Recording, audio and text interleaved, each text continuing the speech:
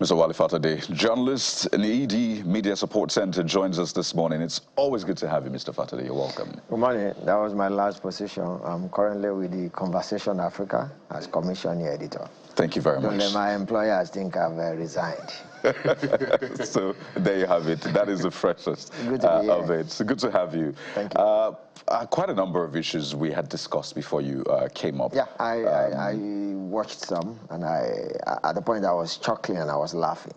I think you were not fair to our theater artist friends by saying politics is theatrics. At least in theater, you have a script, you have a denouement, you have a plot, and you will know whether it's comedy or it's action or it's romance or it's romantic comedy. So those are serious things, not what our politicians are doing. Don't elevate it to the level of theatrics. Ooh, so what would you call it? It's lower. I don't have the word yet, but it's not. I just know it's not theater. Because theater is serious business. There you go. Shots fired, Mr. Fatade. We've not even gotten to the front page yet. I know theater is serious business. So let's go over. Otherwise, how would somebody drop 150 million in the ocean now? As I was driving here on the radio station, that was exactly what the presenter said. They're factoring inflation. That ticket should go for 150 million minimum. If I have that, I won't wake up this morning. Okay, so New Telegraph newspaper is first, and it also leads with that story on 2027. Presidential ticket still open to all, despite endorsing Tinubu, says APC. That's the New Telegraph newspaper's big story this morning. Yes, we had showed you earlier on the National Organizing Secretary of the party speaking to that effect. You see, party celebrates by-election victory, says ruling party Democratic will give others opportunity to express themselves. Since Mr. Fatade has spoken about this, let's talk about elections, which is just below the big story, and it's on electoral reforms. Establish Office of Registrar of Political Parties. That's coming from former President Goodluck Jonathan. Says he'll combat party indiscipline, suggests independent screening of INEC chair before appointment, condemns incessant party defections. On the one hand, a lot of people were looking to hear what Mr. Jonathan, Dr. Jonathan this time around, will say about all of the talk and rumors around whether he'll run. Yeah, I think he spoke. It's in the news today. Maybe we'll get to that. I'm saying to confirm it. No, that's what he said he's consulting with his people. So, as usual. So he then goes ahead to make this comment. Yeah. So do you separate this comment from the consultation? Oh yeah, I should think so. So what do you make of this? Of the comment or his consultation? Both of them. Okay, I'll start from the consultation. And about 2 or 3 times then I was supposed to meet with President Jonathan. And then I was with Next newspaper, that's now defunct. And he was really at the briefing. He didn't attend to. The other one was a private meeting, which I missed. And I have a sort of fondness for him. Yeah, and that's personal. Nothing beneficial pecuniary. I think he should not fall for the gambit. He should stay away. That's all. For me, if I was talking to him the way I'm talking to you, I think it would be best for him. He's earned the right to statesmanship. He's earned the right to the tag elder statesman, truly. With that, his immortal statement of my ambition is not worth the blood of any Nigerian. I think he should just stay away. That's all for me. But on this kind of consultation, I was talking with a friend of mine who's serving currently as resident electoral commissioner. And we published an article in the Conversation setting an agenda for the next INEC chair, because that was the time there was this news going around that president has named somebody or not. And he asked me a question. He said, because that article touched on the mode of appointment of electoral chair. And I'm sure you know, for instance, a country like Kenya, the central bank governor, the chief justice, and the electoral chair, they are publicly advertised position that you apply for. It's done in the newspaper, and they have done that for about 2 times for those 3 different offices. And my friend told me something. He said, look, for the position he is occupying currently now, he didn't emerge alone, that he was nominated, the DSS screened him, the National Intelligence Agency screened him, the National Assembly actually supported or ratified his nomination. He said, so if he were not fit, what happened to the security screening? And he said it's a plethora of security agencies that screen them. What happened to the National Assembly screening?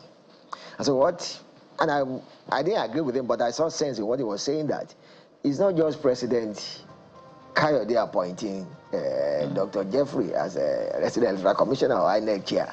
Other organs, other bodies of the state are involved in confirming Dr. Jeffrey, whether it's INEC chair or not. So if they don't do their job, are we sure that if we don't advertise publicly, they will still do their job?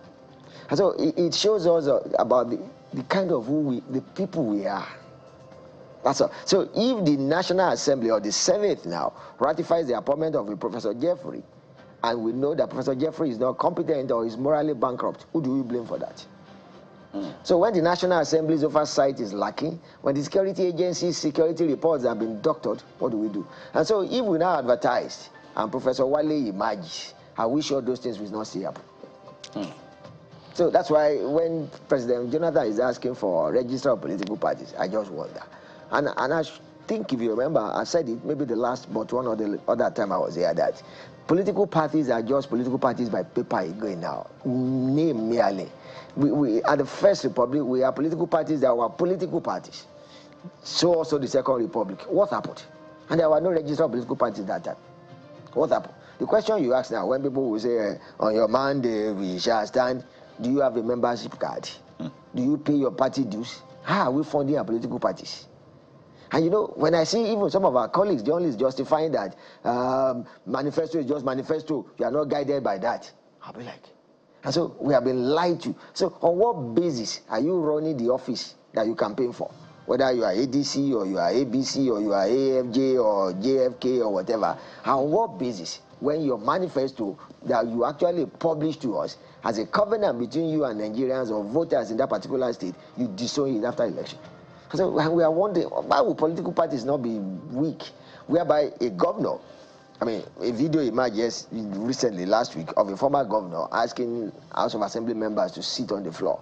And I was telling my son that, look, he was curious about that. And I was telling him that, look, all of them nearly, if not all, emerged through his own power. We have had a state, my home state of Osun, years back, under Governor Aregbesola, who prevailed, who said they should allow House of Assembly members to emerge, those that have served, because people were waiting to vote them out at primary. He said, no, just do this for me. So, what are we saying? So when your emergence is faulty, and we are now expecting oversight function, I mean, there was a governor, Benue State governor, and I think I watched it on your show, whether yesterday or the day before, who the gentleman House of Assembly spokesman was trying to defend the governor sitting at the election, voting in a speaker. Yeah, I remember that conversation. I was having that conversation with him, and I don't know whether I knew when that came out of his mouth. Yeah, you know, I mean, not because what is here. You guys did a brilliant job. In the art of interviews, to make your guests say what they didn't want to say. I don't know. That's all. I mean, and so where are we? When we now look at, you know, that Yoruba classic saying that the lame, he said your load is convoluted. He said, no, you stop looking at the top, start from the bottom. There's a lot. No, sincerely. So you wonder, where do we start from? Yeah, and so with due respect to President Jonathan, register of political party is not what we need now. We need a real. We can even in fact, it looks like all the institutions, because these are institutions. We can't run away. So when we have weak institutions, we just must have weak politics. We need to keep speaking out so that the institutions will be built. So, for instance, the issue of I don't know why my mind is always going to Rivers State today, whether it is because there's an election. The state of emergency that the PDP governors took to the Supreme Court. We've not heard anything till today. So till today. Look at what is playing out in the United States. Where the Supreme Court, once and for all. The Supreme Court is quick in giving judgment. Yes. Why can't we have that there? So we don't have full complement of judges in Supreme Court.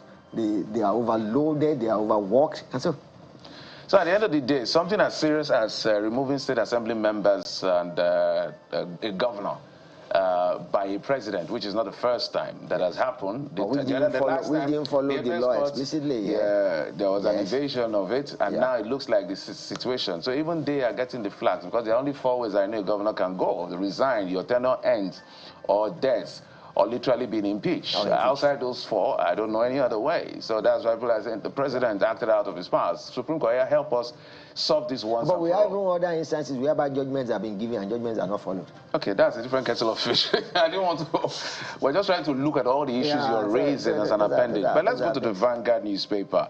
2027 presidency. Zoning causes Ron Post, PDP intensifies move to woo Jonathan. I know you've commented on this, but now we are bringing it to your table yet again.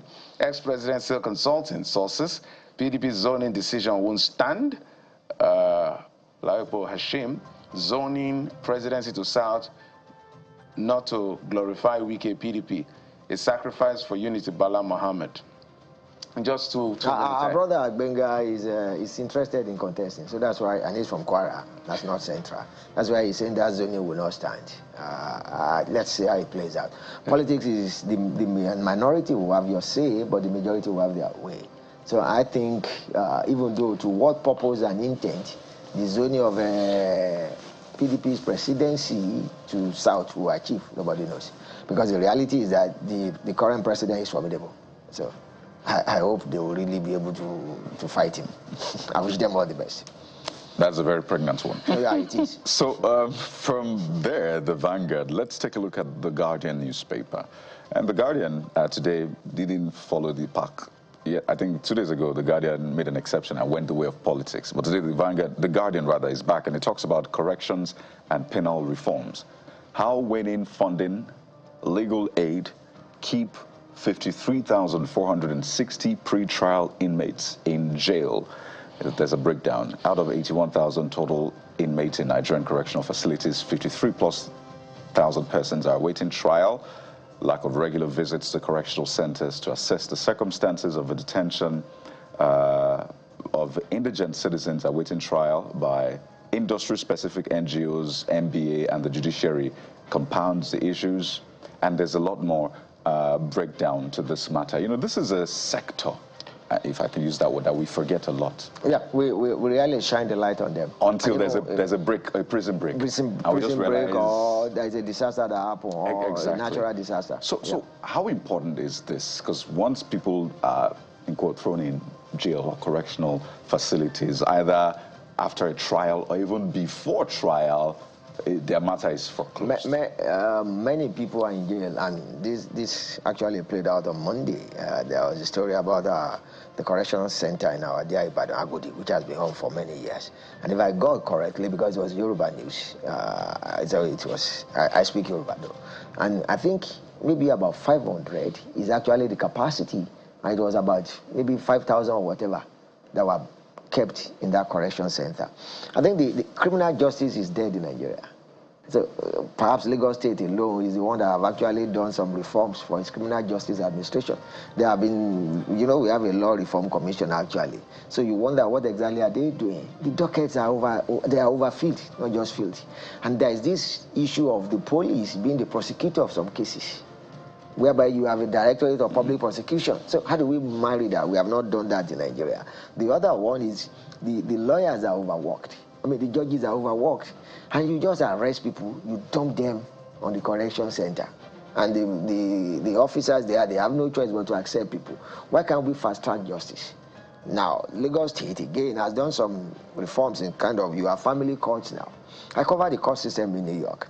And I was shocked that there is a family court, there is divorce court, there is business court. All specialized courts. All specialized courts. South Africa actually has a constitutional court. And I think Kenya too does. So why can't we have that too? Maybe that will reduce the burden.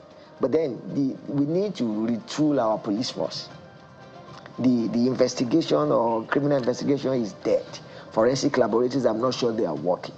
Now, justice administration has gone to level of forensic linguistics. Not just forensic laboratory alone. There are linguists that are trained in criminal investigation that can use your pattern of speech to identify whether you are a criminal or not. So, do you see how, I don't know until you have an issue with the police, do you know how they investigate up to now? Can they keep evidence? Can they keep, if you go on a crime scene, do they even know how to mark the one we watch on criminals, crime scene investigation? Are we at that level? So you now find out that what is the cause for the laughter here? You now find out that they arrest somebody and they just dump him there because they don't have the tools to investigate. And then we have not spoken about corruption now. The endemic corruption in the system. In that system. You touched on a nerve. That's why, and it's sort of shameful. Sometimes you want us to step back. I just imagine, can we just take a pause and try to figure out what do we want for ourselves? It's almost like we're just as a country or as a country, as a people. We have not agreed on that. Exactly. So we don't know. So we keep on going in circles, and we continue that same that cycle, vicious cycle. Because once you were talking about overcrowding in our correctional centers, it reminded me of overcrowding in tertiary institutions, the hostels. Don't talk about that. I was at 2 federal universities over the weekend, and I cried. Rooms meant for 2 people. You have 4+ people. No, I think in April, I visited my old Independence or University of Ibadan, where I had a wonderful time. And I visited with a friend of mine who were roommates. He's a professor in the same school now. And we went to one of our rooms, and we found out that the room has not changed. We left the University of Ibadan now over 3 decades ago. I cried, literally. And I found out that the little renovations that you have had there is actually being done by those of us alum. All the green areas, nearly all the green areas that were there before, they have been concretized, they have been built up because they want to generate money. And I stepped down. I was with another family member of mine, my cousin actually, a professor too in the same school, he's a all-worthy. And I asked them that you people are in medical line, can you guarantee to me that a normal person will come out of this environment? So an average undergrad in Nigeria is traumatized. So, you haven't talking about the rooms. What about the convenience? Oh, you don't go there. I saw things that you don't go there. They almost destroyed my you don't go there. So those are issues. We'll go to the and I'm sure we'll get there today. When you see ASU calling for strike or whatever, you would think that these guys are just spoilers. But there are some serious issues. Okay, let's get to this Nigeria as we're going to wind down. It leads with something different. 41 billion external reserves. Goodies should reflect more on Nigerians.